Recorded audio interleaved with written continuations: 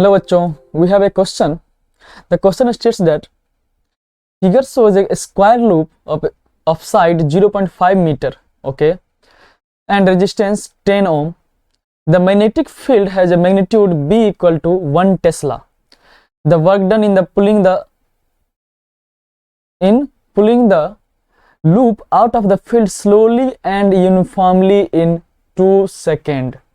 Okay, so इस loop को 2 second में बाहर निकालना है. कितना टाइम है? t इक्वल टू है 2 सेकेंड. ओके, तो बताओ इसके वेलोसिटी क्या होना चाहिए. ये अभी एज पे है. कहाँ है? एज पे है. और इसका साइड दे रखा है मुझे 0.5 मीटर. साइड कितना दिया है?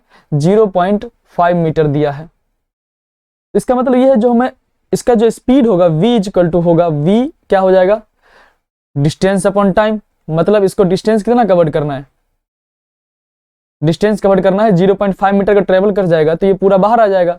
तो 0.5 divided by 2 that will be equal to 0.25 metre per second. Right, 0.25 metre per second इस स्पीड से बाहर आएगा. अब देखो, जब ये ट्रेवल कर रहा होगा, लूप बाहर निकलेगा तो इसमें एक मोशनल ईएमएफ जनरेट होगा. किसमें? इस वाले में होगा कि नहीं? इसमें कितना होगा? 0 होगा. सबके सब कहां डेवलप होगा? इसमें डेवलप होगा, है कि नहीं? और कितना डेवलप होगा भाई? वो डेवलप होगा हमारा BVL. कितना डेवलप होगा? ईएमएफ E इक्वल डेवलप होगा BVL. राइट, तो बताओ इसका डायरेक्शन देख लेते हैं क्या होगा. डायरेक्शन देखो ध्यान से.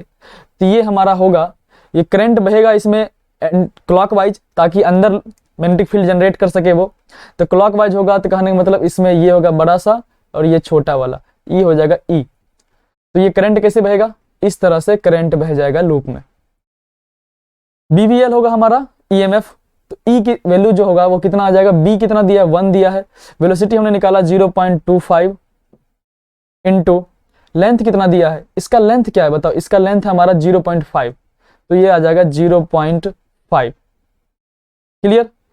तो इतना वोल्ट. तो ये आ गया हमारा, कितना आ जाएगा?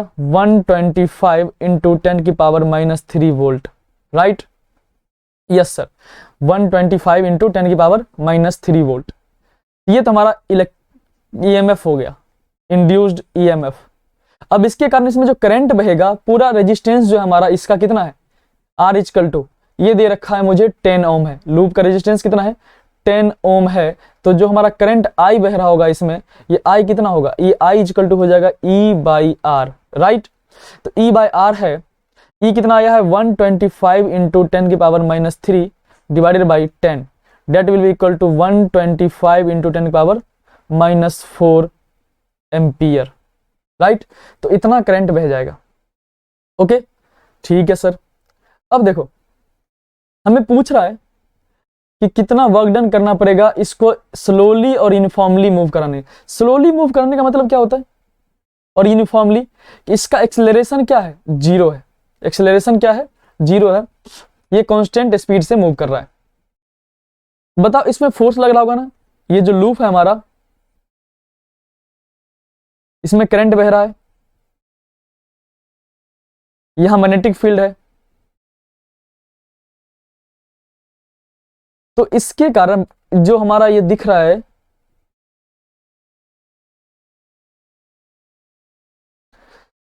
ये साइड जो हमारा ये कंडक्टर है, इसमें करंट बह रहा है. तो करंट कैरिंग कंडक्टर अगर किसी मैग्नेटिक फील्ड में है तो क्या होगा? उस पर फोर्स लगेगा. तो बताओ इस पे फोर्स लगेगा किधर की तरफ? निकालो. इस वाले पे फोर्स लगेगा ऊपर की तरफ. किधर लगेगा? ऊपर की तरफ लग रहा होगा. इधर वाले पे नीचे की तरफ लगा. ये दोनों तो इक्वल एंड अपोजिट है, तो ये दोनों कैंसल आउट हो जाएंगे. तो जो फोर्स लगेगा वो किधर लगेगा? लेफ्ट वाले साइड पे जो होगा केवल वही लगेगा. और ये तो बाहर आ चुका है मैग्नेटिक फील्ड से, तो इस पे फोर्स 0 रहेगा. इस पे फोर्स कितना लगेगा? ये लगेगा फोर्स लेफ्ट वाले साइड पे पीछे की तरफ F. तो जो F होगा वो होता है हमारा IBL के बराबर. Right, yes sir, IBL. IBL है तो I कितना है? 125 इंटू 10 की पावर -4 इंटू B कितना हो जाएगा?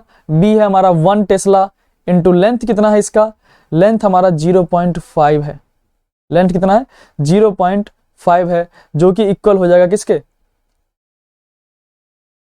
125 into 0.5, that will be equal to 625,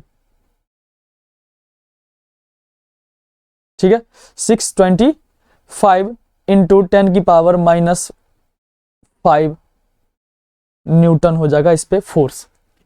ठीक है, यहां तक समझने में कोई दिक्कत नहीं। तो आगे देखो, ये तो फोर्स हो गया। अब अगर इसको यूनिफॉर्मली मूव कराना है तो बताओ इसके अपोजिट हमें फोर्स लगाना पड़ेगा, इसके अपोजिट और इक्वल फोर्स लगाना पड़ेगा एफ एक्सटर्नल। एफ एक्सटर्नल जो होगा वो किधर होगा, इस तरफ होगा, और कितना होगा एफ के बराबर।